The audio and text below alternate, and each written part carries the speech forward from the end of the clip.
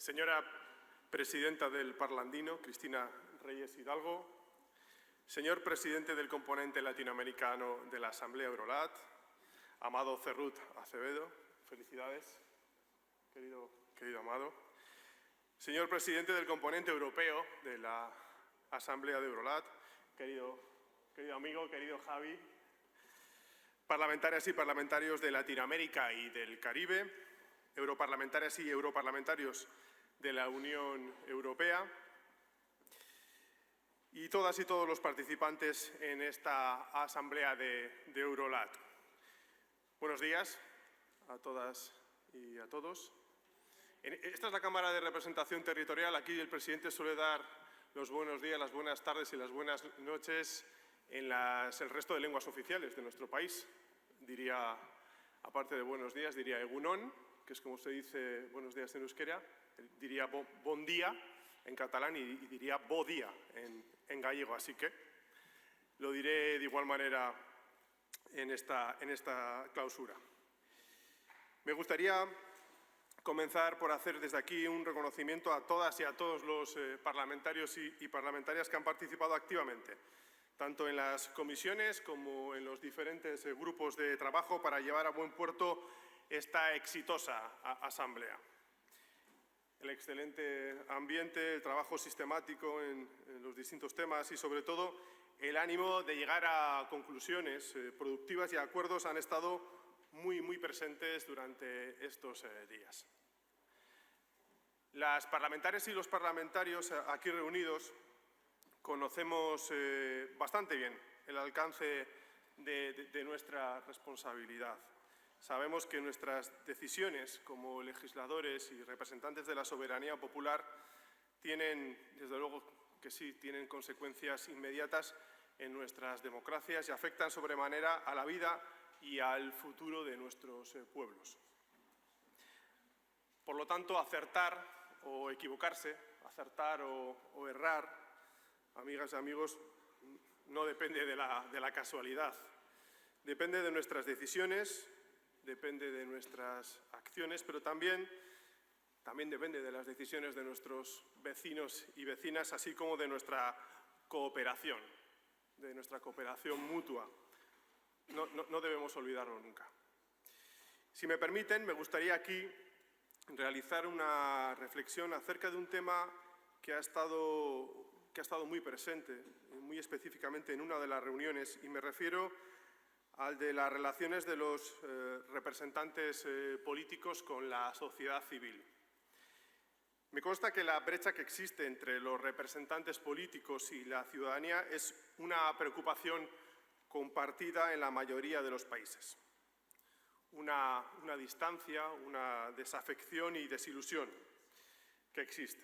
Y no podemos permitir que esta se instale la idea de que no es importante lo que ocurre en los hemiciclos o en las asambleas, o que se instale que los representantes de la soberanía popular faltamos a nuestro deber. No debemos permitirlo. Desde mi punto de vista, hay varios aspectos clave que debiéramos cuidar especialmente en este sentido. Me refiero, en primer lugar, a la rendición de cuentas, a la necesaria rendición de cuentas. Debemos implementar mecanismos de control y una cultura de exigencia de comportamiento ético a la altura de lo que merecen las instituciones democráticas y a la altura de lo que merecen las sociedades en las que vivimos.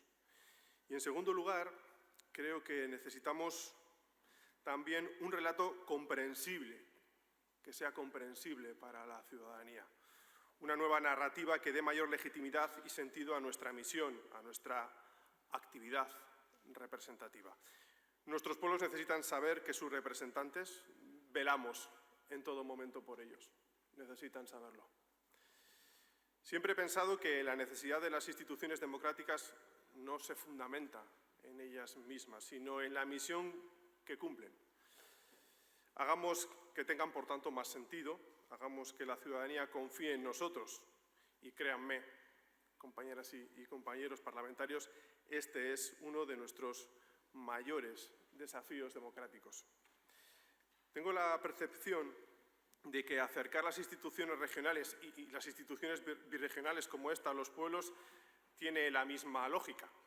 Debemos conseguir que nuestras acciones sean comprensibles y, sobre todo, que sean alineadas con las necesidades y con los deseos de la gente. Pero también debemos acercar los centros de decisión y las instituciones regionales, insisto, las multilaterales, a la ciudadanía de nuestros países.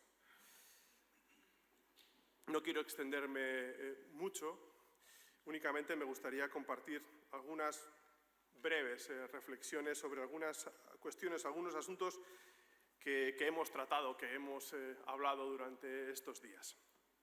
La primera es sobre la situación de las mujeres en la Unión Europea, en Latinoamérica y en el Caribe.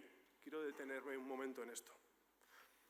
Queridas compañeras parlamentarias, quiero transmitir desde aquí mi apoyo y el del Senado español a la lucha de las mujeres por una igualdad real y efectiva y por un mundo donde quede erradicada, sí, la violencia machista.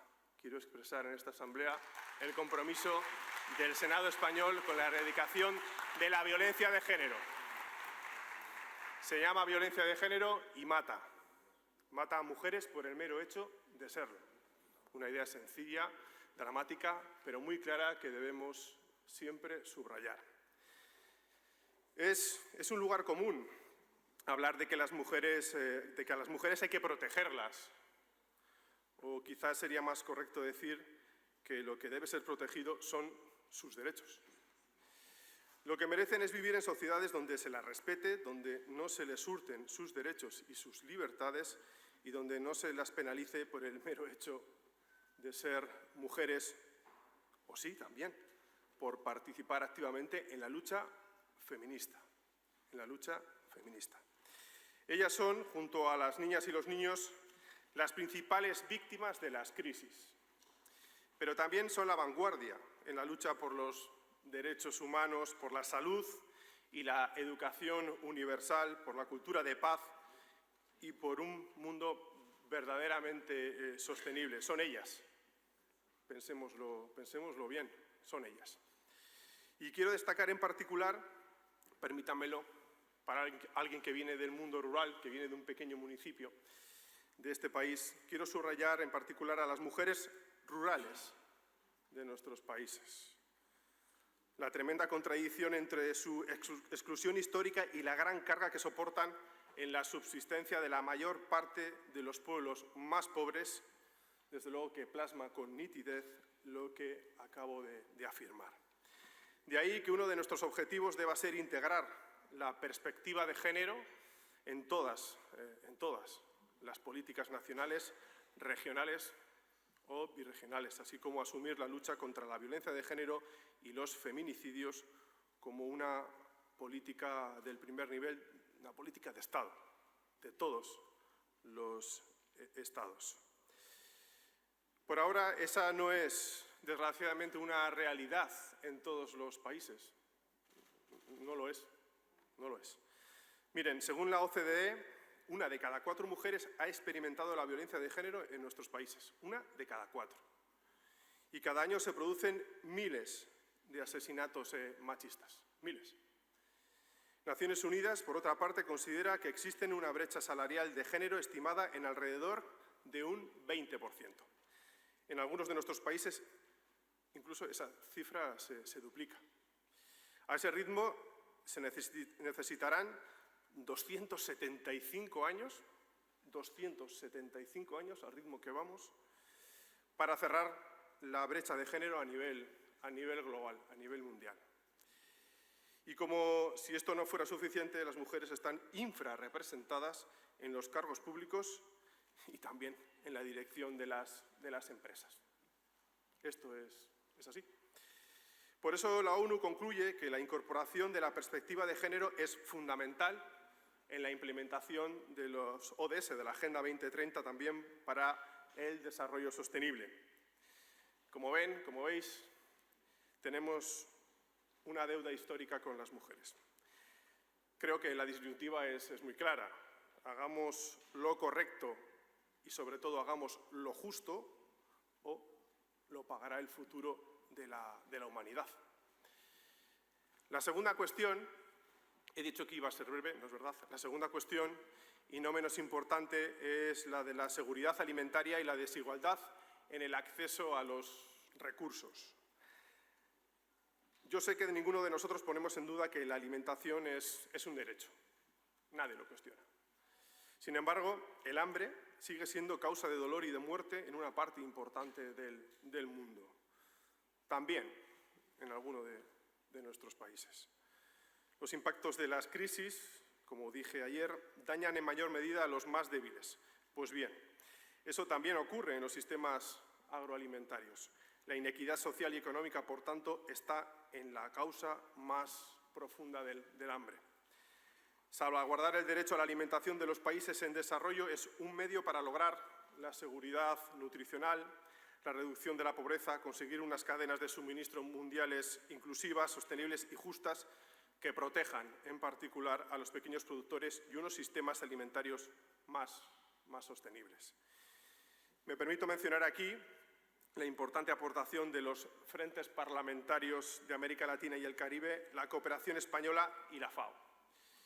En estos últimos 12 años de trabajo han conseguido que se aprueben más de 80 leyes, y he sido testigo directo de algunas de ellas, 80 leyes que de un modo u otro nos han allanado el camino hacia el ambicioso objetivo de hambre cero en el mundo. Este tipo de iniciativas modélicas demuestran que, además que el trabajo de las parlamentarias y de los parlamentarios depende, más allá de ideologías, de nuestra común voluntad de luchar contra el hambre y a favor del derecho a la alimentación. En este sentido, me voy a permitir compartir una apreciación que creo relevante. Estoy absolutamente convencido de que nuestra voluntad común de alcanzar el hambre cero solo se concretará en un cambio real si contamos con estados sociales y democráticos de derecho fuertes. Estados democráticos fuertes con capacidad de redistribución de la riqueza, estados que, por ejemplo, puedan gravar a quienes más tienen y facilitar recursos equitativos y servicios públicos, sí, servicios públicos, a quienes menos tienen.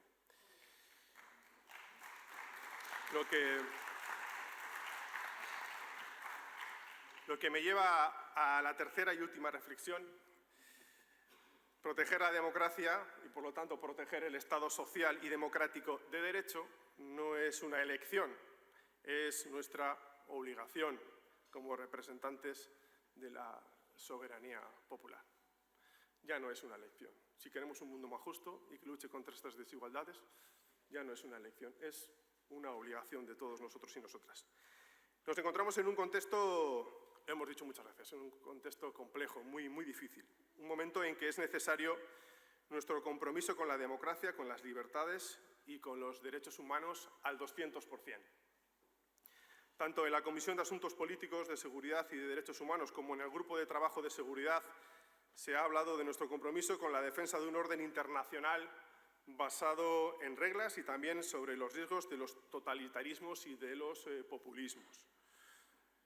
Creo que los síntomas de la amenaza son bien claros, son suficientemente nítidos. No nos podemos llamar a engaños por ello. Los peligros de la normalización de la presencia de los populismos extremos en los gobiernos son evidentes. Y no tengo que referirme a Donald Trump o a Bolsonaro, porque hay intentos dentro y fuera de nuestras fronteras para desregular lo que viene siendo derogar derechos fundamentales. Y hoy, tanto los populismos como los totalitarismos que pululan por el mundo no están, si me permiten, nos están dando, lo que decimos en España, nos están dando gato por liebre. Quieren colonizar nuestras instituciones para destruirlas desde dentro. Son lo que alguien llamó los enemigos íntimos de la democracia. Se presentan como alternativa en el juego democrático para, una vez dentro, desmontar la institucionalidad democrática. Y es tan peligroso normalizarlo como blanquearlo o cómo guardar un cómodo silencio ante estas realidades. Pero también están las amenazas externas, las de gobiernos totalitarios que aborrecen la democracia, el orden basado en las normas, el multilateralismo y las relaciones pacíficas. Es el caso de Putin y su agresión a Ucrania. El pueblo ucraniano debe recibir toda nuestra solidaridad, toda. El pueblo ucraniano debe recibirla y debe sentirla. Ellos no pueden sufrir doblemente por la guerra y por el silencio de algunos ante su sufrimiento. No pueden sufrir un doble sufrimiento. Y desde luego no hay excusas, no hay argumentos legítimos, ni comerciales, ni políticos, para no dar la cara ante esta situación. Creo que es atinado recordar en este momento las palabras del filósofo e historiador de las ideas políticas polaco, Leszek Kolakowski, que escribió, que decía que en política que a uno le engañen no es excusa, decía, porque desde luego que advertidos estamos. No deberíamos caer en la tentación de pensar en la inevitabilidad de la democracia. Los derechos se reivindican, se regulan y se consolidan en democracia. Pero es verdad que hay un pero. También podemos perder lo ganado y puede ocurrir, además, de muchas y sibilinas maneras. Por ejemplo, las instituciones democráticas pueden ser privadas de sus funciones primordiales y el juego democrático puede convertirse en un simulacro que solo sirva para justificar un orden autoritario y no para resistirse a él. Los parlamentos, amigas y amigos, somos la primera línea de protección de la democracia. Tengamos, por tanto, el coraje, sí, el coraje de enfrentar a los enemigos externos e internos de la democracia. Las crisis vividas en la época reciente nos han enseñado que la resiliencia es posible, pero precisa de coraje y precisa de impulso, de políticas y recursos equitativos para todas las personas, vivan donde vivan estas, de normas democráticas que amparen más que persigan, de unas relaciones comerciales justas y equilibradas que se inspiren en una solidaridad de hecho y de unas relaciones multilaterales basadas en el respeto y en la conciencia de valores compartidos. Y termino. Además, cuando digo termino en su término más absoluto, porque este es mi último discurso, mi última intervención como presidente de esta Cámara, así que termino de verdad. Espero de corazón que las resoluciones de esta Asamblea hagan coincidir lo que hoy deseamos todos que pase con lo que realmente pasará en el futuro. Esa única coincidencia, esa feliz coincidencia, dotará de sentido a todo nuestro trabajo. Muchísimas gracias.